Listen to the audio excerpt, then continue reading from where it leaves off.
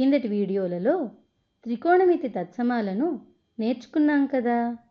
ఈ వీడియోలో త్రికోణమితి అనువర్తనాలను నేర్చుకుందాము. చిన్న చిన్న వస్తువుల ఎత్తును లేదా లోతును కనుక్కోవడానికి మనం ఏం చేస్తాము? ఒక స్కేలునో లేక టేప్నో ఉపయోగించి కొలుస్తాం కదా.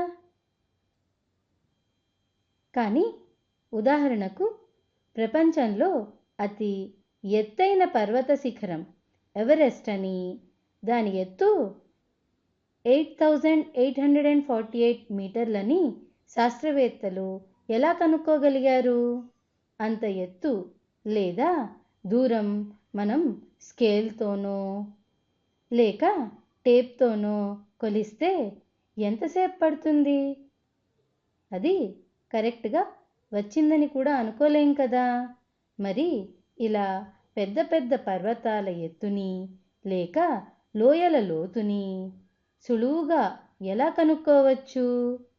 ఇలాంటి వాటికి త్రికోణమితి తత్సమాలను ఉపయోగించి ఎత్తుని లేదా లోతుని తెలుసుకోవచ్చు. వీటినే త్రికోణమితి అనువర్తనాలు అని అంటాము.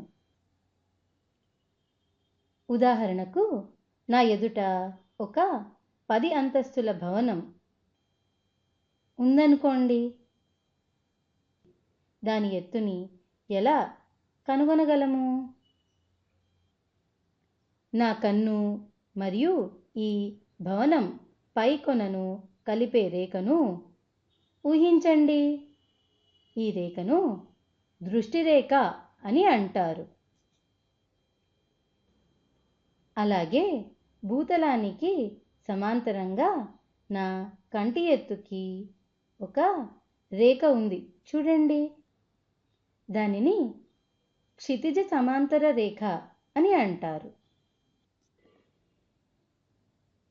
చూడండి, భవనము క్షితిజ సమాంతర రేఖ మరియు దృష్టి రేఖలు ఒక లంబకోణ త్రిభుజాన్ని ఏర్పరుస్తున్నాయి. భవనం ఎత్తును తెలుసుకోవడానికి నాకు ఈ త్రిభుజంలో ఒక కోణము మరియు ఏదైనా ఒక భుజము తెలిస్తే సరిపోతుంది. క్షితిజ సమాంతర రేఖకు దృష్టి రేఖ పైన ఉంటే అంటే ఇలా అన్నమాట. ఇలా ఉంటే క్షితిజ సమాంతర రేఖతో దృష్టి రేఖ చేయు కోణాన్ని ఊర్ధ్వకోణం అని అంటారు. ఒకవేళ క్షితిజ సమాంతర రేఖకు దృష్టి రేఖ కిందికి ఉంటే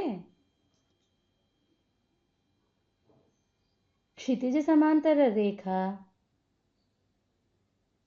దృష్టి రేఖతో చేయు కోణాన్ని నిమ్న కోణం అని అంటారు.